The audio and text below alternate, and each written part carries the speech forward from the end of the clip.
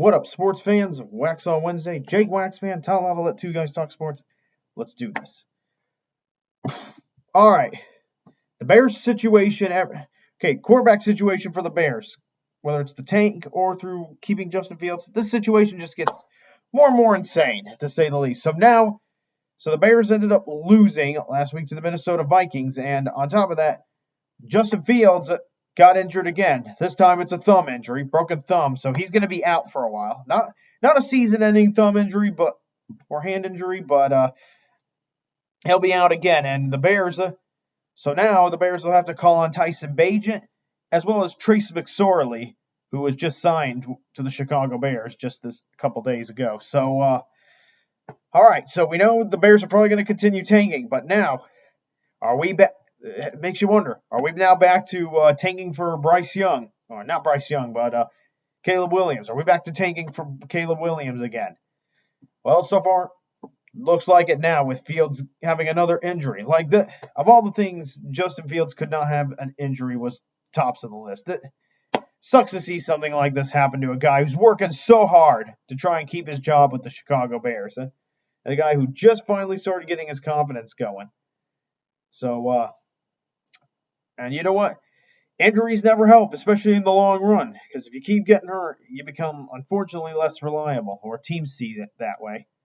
And don't get me wrong, Justin Fields he is a tough quarterback. Takes a whole bunch of hits every season and keeps on going. And the fact that he's played a lot of games, even through injuries, is amazing in itself. But unfortunately, this injury is a setback may end up proving to be a setback to Justin Fields' career, because now the Bears are looking at it and probably saying to themselves, this guy may not be the most reliable. It may not be the best option going forward because he can't seem to stay healthy year in year. Like, he's had plenty of games each season which he's missed due to injury, but he's still a tough kid, no doubt about it. But unfortunately, this does not help. This injury just doesn't help Justin Fields out. Because now the Bears are back to thinking, all right, we should probably look at trying to get Caleb Williams. So right now, we're back to this part of the cycle again. Like, in terms of the Bears tank, call it whatever you want. But it looks like we're back now to the Bears tanking for Caleb Williams. And it all could also depend on how long it takes for Justin Fields to get back. But, all right. So in terms of where the direction of Bears at quarterback, it looks like we're back to the Bears either trading or letting go of Justin Fields and going for Caleb Williams again. Here we are. Changes every week. All right. And speaking of football, so I'm not having a good football season either. Neither my Bears or my Boilermakers are doing well. So, yep, been a tough season for Purdue football, and heading into the bye week, they are 2-5. Not where a lot of people thought they would be, maybe except myself. I mean, I'm going to be honest, I'll say that I did not think this was going to be a bowl type of season for Boilermakers, but it's been difficult, to say the least. Really, really difficult. So 2-5, and their only victories are against two teams that also are struggling in Virginia Tech and Illinois. So, you guys are probably wondering, for those of you wondering, what happened to the Boilermakers? They were so good last season. Well, like I said, I figured it would be a rebuilding season, and that's exactly what this year has been. Of course, even if Jeff Brom was still here, this would be a rebuilding year for the Boilermakers. Not a lot, and you also have to keep in mind those last two seasons for the Boilermakers, Jeff Brom really did not recruit all that well, and based on the results this year, it's really showing. And when Jeff Brom left, he left the cupboard bare for the next set of Purdue coaches, and Ryan Walters, and Graham Harrell and Kevin Kane. So they've had their work cut out for them this season, working with what they've got. So I'm willing to go. I am going as easy as I can on Ryan Walters. Plenty for him to learn, but you know what?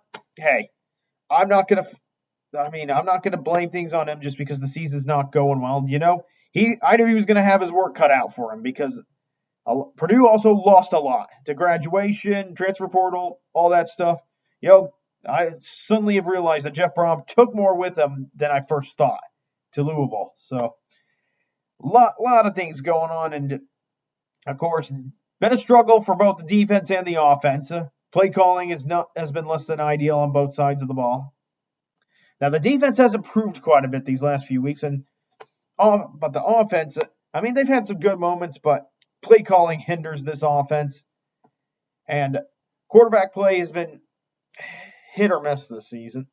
Like Hudson Card, I like him. Don't get me wrong. I think he's going to be really good next season. Should he play another season? But to be honest, he's had good games this year, like the Illinois game, the Virginia Tech game. He even looked really good against Fresno State, a game which Purdue lost, unfortunately. But other than that, he's had some issues this season, and I think a lot of that also is due to a lack of experience. He hasn't started a lot of games, needs to get that experience. And Big Ten's a lot different than the Big 12 where he came from. He came from Texas, by the way. So what you're hearing is a couple reasons why Purdue football has been struggling. Of course, I'm not surprised that they could still win 5 games. They would need to win 3 more to make my prediction accurate. I predicted 5-7, but it would also not surprise me if they end the season actually less than 5 wins. 3 wins, 4 wins.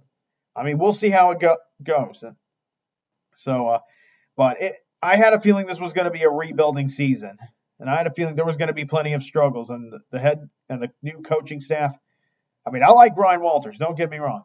But he's clearly had his work cut out for him this season, and I knew it was gonna be tough, especially with how much Purdue lost from last season's Big Ten West championship team, and the fact that a change in coaching staff is a change in culture, so it takes time to build that. So with all of those things in mind, I had a feeling this was going to be a rough season for Purdue, and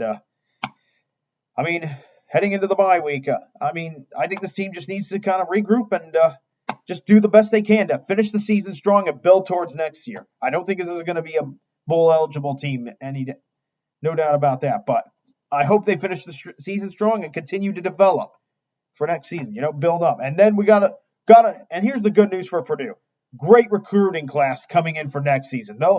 That will help reload this team and restock the cupboards a bit and replenish this football team and re-energize it. So just my thoughts on Purdue football. The struggles of Purdue football in 2023. Like I said, rebuilding season happens to most schools. And that's the case with Purdue in 2023. All right. So, and while we're on the subject of college sports, all right, about less than two weeks from now, or less than 2 weeks, however you want to, depending on when your team plays, we got college hoops back. And I've been thinking about it a lot today, especially in particular the Big Ten. I'm really curious to see what's going to happen. And how is the committee going to look at the Big Ten this year? So I'm not going to make any regular season predictions on the Big Ten this episode. I'll probably do that in a future episode, but not in this one. So things that are kind of coming to my mind is how much is the NCAA tournament committee, the selection committee, going to value the Big Ten? Are they going to look at that strength of schedule or how many wins they got against tough opponents, quality of wins and that stuff. So what kind of treatment's the Big Ten going to get this year? Are we going to get more Big Ten teams? Are we going to get less Big Ten teams? Part of me thinks we may get less teams than we have had in the past. Maybe 7 at most this time around, depending on what happens, during the Big Ten conference season. So the committee, I think I wouldn't be surprised to see them playing it tougher on the Big Ten, in terms of the resumes. And also, a lot of teams in the Big Ten this season are going into transition years. So when I look at teams that could compete for the Big Ten championship, the 2 that come to my mind are Purdue and Michigan State. Those are the 2 favorites to win it. Now, if there's anyone else that could win it, Illinois could throw them in as a 3rd favorite to win the Big Ten title. But I do still think it's between Purdue and Michigan State. But if anyone could potentially contend for the Big Ten title this season, Illinois. They've got some talent. You got Terrence Sharp returning, who's a fantastic guard for the Fighting Illini. At Maryland, I think they'll be a good team this year. How good? We'll see. They got plenty of talent there. And then I look at teams that I mentioned, teams in transition. Indiana. Let's not overlook them. I still think they can be good, and I think they'll be a tournament team. The question is, how good will they be? B, knowing there will be a lot of new faces on this team.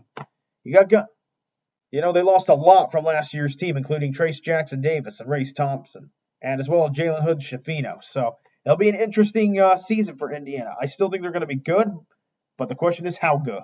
It depends on how long it takes for the team to gel together, in terms of the chemistry. You got teams like and then also there's a team like Northwestern. They got Boo Buie coming back, but they also have a lot of new pieces. I still think they'll be a good team. We'll see how good.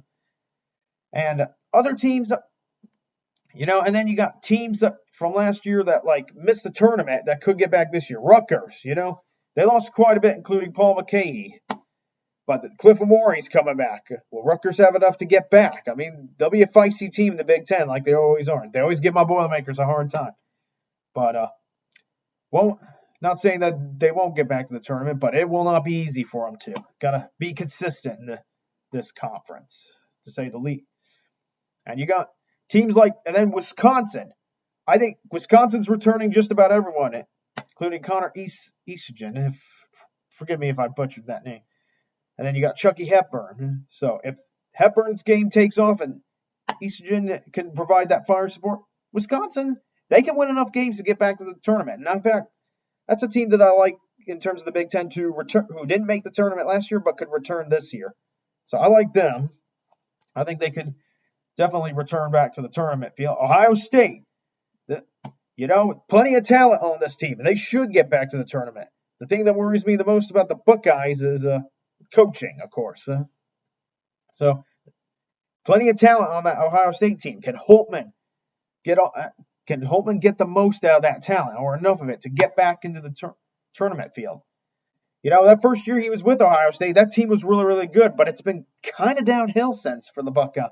They haven't really contended for a Big Ten title. They've been good, but just not good enough to win a Big Ten title, let alone get far into the NCAA tournament, like into the second weekend.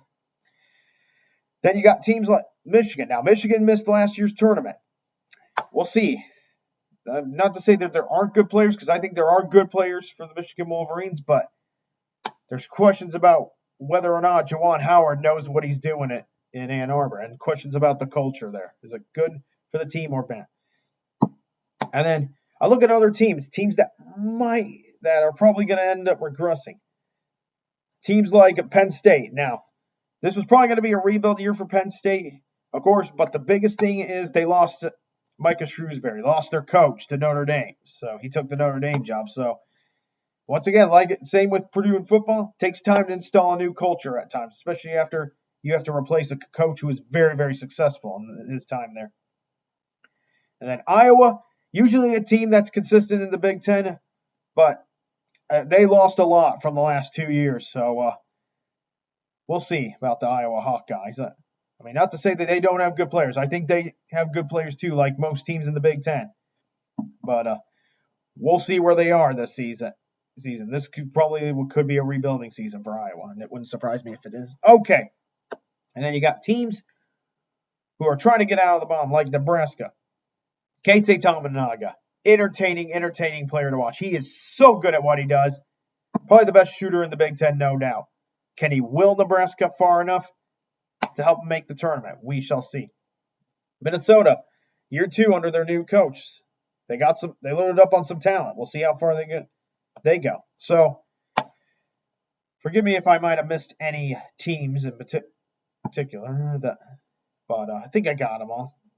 So we'll see. It should be an interesting season for the Big Ten basketball. So far, these are just some of my thoughts and questions that I might have going into this season for Big Ten basketball.